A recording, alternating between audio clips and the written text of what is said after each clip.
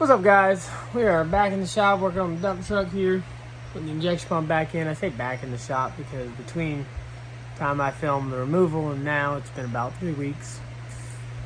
We had a little snafu with the injection pump and thought it had been shipped out, but they were waiting on us for a credit card number for core deposits. Anyway, injection pump's here. Beautiful rebuilt one versus the old one. This injection pump is about a year and a month old. I put this motor in a little older than that. I put this motor in, I think, last July. This injection pump brand new. It's leaking oil, diesel between two of the halves here. And we called for warranty purposes. We were 6 days out of warranty and they told us tough. So, needless to say, we did not go back to them for the injection pump. This actually comes from, I believe it is Pensacola diesel. Looks nice. It's got a year warranty on it. It's rebuilt. So we are gonna stick this one in and hopefully have better luck with it. First thing I gotta do is swab all the injector lines over. Once we get those over, we'll go ahead and jam this joker back in the truck. Let's get started.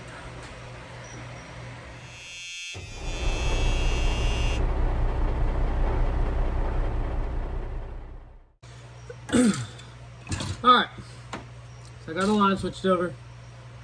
Kind of pain, but make sure these are very snug, tight. Because once you get this in there, you can't get to all but 2 of them. So got these on there. I got the PDM relocated. I am leaving the PDM here on the side of the pump. One, because it's brand new. This is an updated PDM. This truck with the original motor that was in here, he had a relocation kit and an external PDM. I saved that and the wiring for it, so if this ever does go out, we can just plug it in and go. But this is brand new. It's the updated version, so we agreed.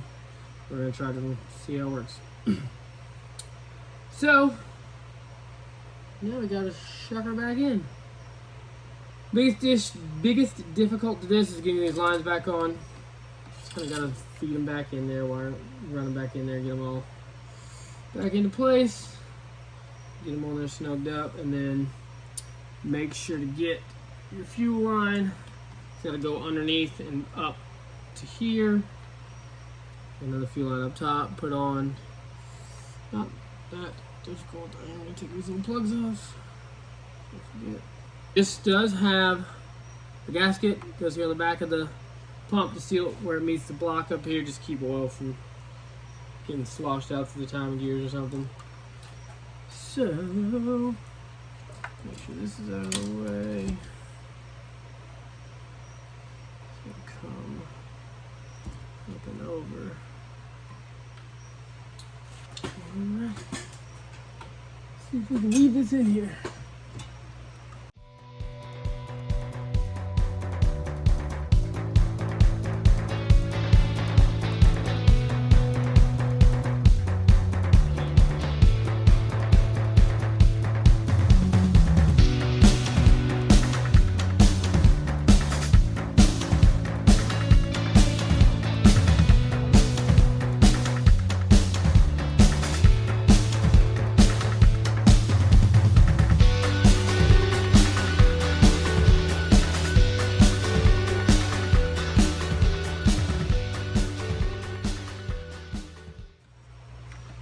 Alright. All this snug down now. Go ahead, put the nuts back up on these. Hold it to the block. Go ahead and tighten the bolts. Keep it on there, and then we can line up the timing gears. If you remember what I said when I took it off, there was a mark in the advance. Oh.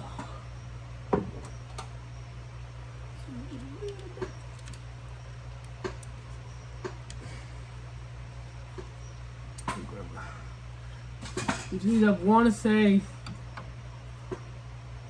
towards the driver's side is advanced, and the way is retarding, but don't quote me on that.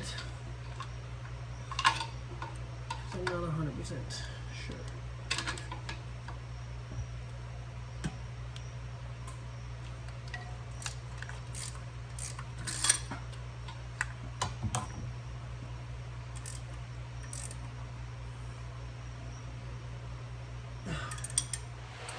Alright, so I got the pump bolts down, I got the lines back tightened, and two few lines connected. So next thing we do, put the timing gear back on. You can see, right there, is my mark that I made, which lines up with the other mark I made right here. With the timing gear markers right here and here. So, all I gotta do, these two lined up, as did the Sharpie mark. If you notice, it doesn't line up with the tab on here, so all I gotta do is just spin the pump until you get it lined up. It'll take a few tries. Whoa. I'll still. Wait a minute.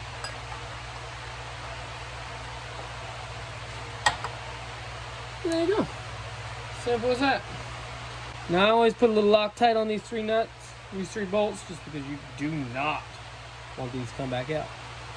Some Loctite on them, put them in there and torque them to spec. And that'll be good to go. We can go ahead and throw the intake back on. I have neither a gasket nor RTV for this, so I'll save that for tomorrow. And put these bolts in and get on to the intake.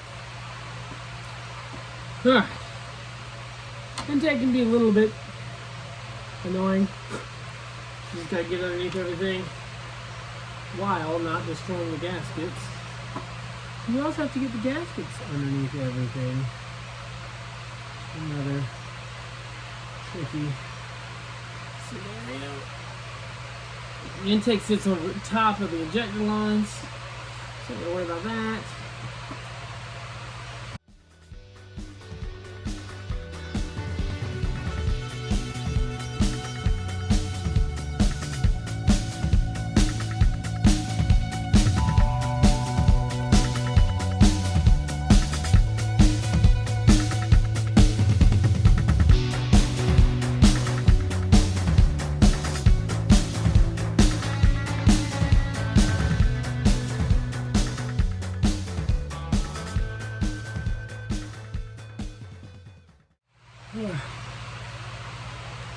Chucking some bolts in here. Gotta make sure I get all my grounds on this stud back here and on this stud up here.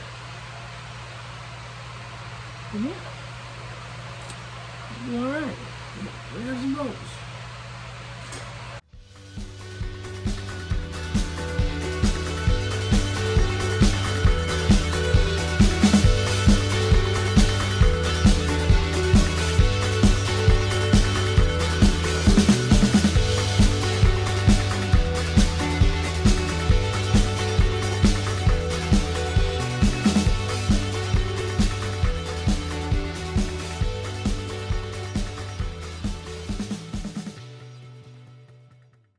Alright, I'm going to take this bolted back down. Good to go. Got the, what's this little doohickey? Fuel filter. Bolted the back of the intake. Gotta make sure, put all my grounds back here. I've got two grounds and a body ground. Got the front.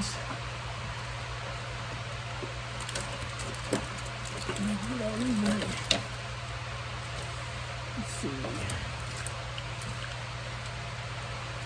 This big guy.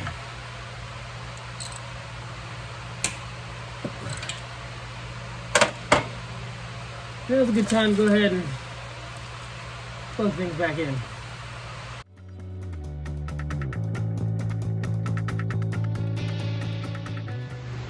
Alrighty, so got the intake and everything back on. Going to put the water pump and timing cover back on.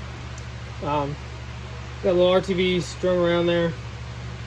The bolts that go in here and here, I know for certain some of them are. I want to say all of them actually go into the water jacket. So what I like to do is put a little bit of thread tape or thread goop on there. You can see this is a rebuilt engine. They did the same thing. Put a little bit of thread goop on there just to help try to keep the water from coming through the bolt hole. I don't know if you're supposed to, but that's what I always do, and it looks like the engine builder did the same thing. So we'll go ahead and scoop some of those up, and then let's put this back on.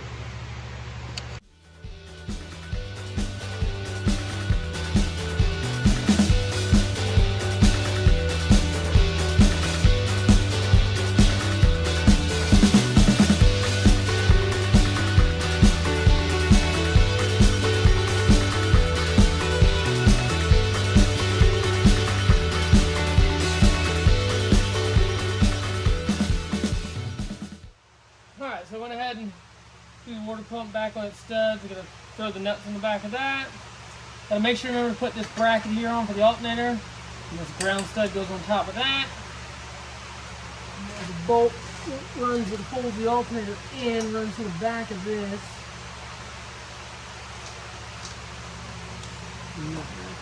This down.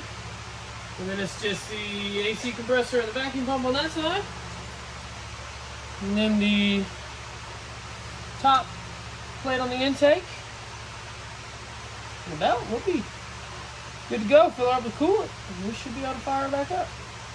I'm going to snug all this down, throw all this back on, which is just the opposite of how I took it apart. And yeah, make sure to put the low radiator hose back on. I threw that back on. I threw the fill neck back on. Yeah, I think that's it. 2 connections on top of the intake. I think we'll be good. So I'm going to throw this back on and we will fire it on up once we're done. Alright, get everything hooked up, batteries in and whatnot, fill it up with coolant. So you can bleed it by cracking open the fuel filter back here and turn the key on. That'll activate the fuel pump. Make sure you got fuel 2 here. You can try to just spin it over and probably will crank up eventually, but the easiest thing to do is crack each line at the injector and run it and spin it over until you get fuel at each injector, tighten them up, it should fire right up. Makes it easy. These trucks don't really like to self-bleed, it just takes a while. So the easiest thing to do is crack them, and honestly you don't even have to do every single one, just all the ones you can get to fairly easy, because that passenger side can be a pain to get to. Just crack them loose like half a turn. It'll help bleed all the air out of the system.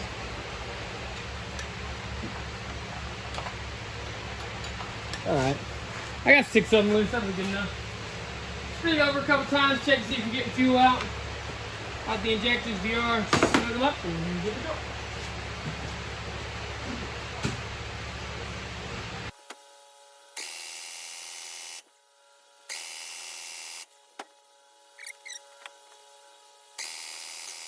I think that's our sign.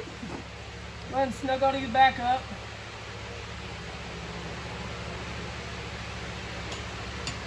Alright. See if it'll fire up.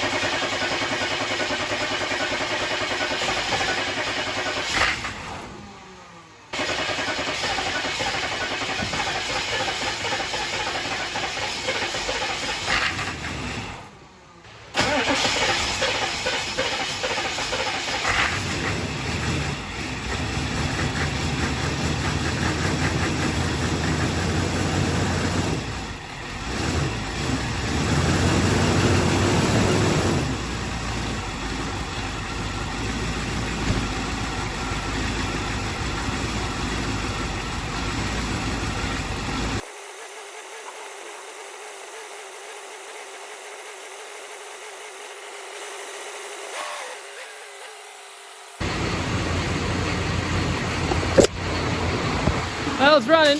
Oh god, that's a lot of exhaust. Let it run for a little while. Hopefully hopefully it is. It's clearing up. Get all the air out. Let the exhaust fan do its job. That is thick. But yeah, she's running. That's gonna be a wrap on this one. I'm gonna take it on test drive, make sure everything's good to go, but that's gonna be it for this. If I can find. Oh, now we got this done. I can finally start working on the newest project. My 72 Plymouth Roadrunner I just picked up. Threw a couple pictures up on Instagram. I'm about to make a new video on this thing, and we'll got us a new project for a while, guys. But that's gonna be a wrap. Appreciate y'all for watching. Like always, hit us with a like and subscribe, and we'll see y'all soon.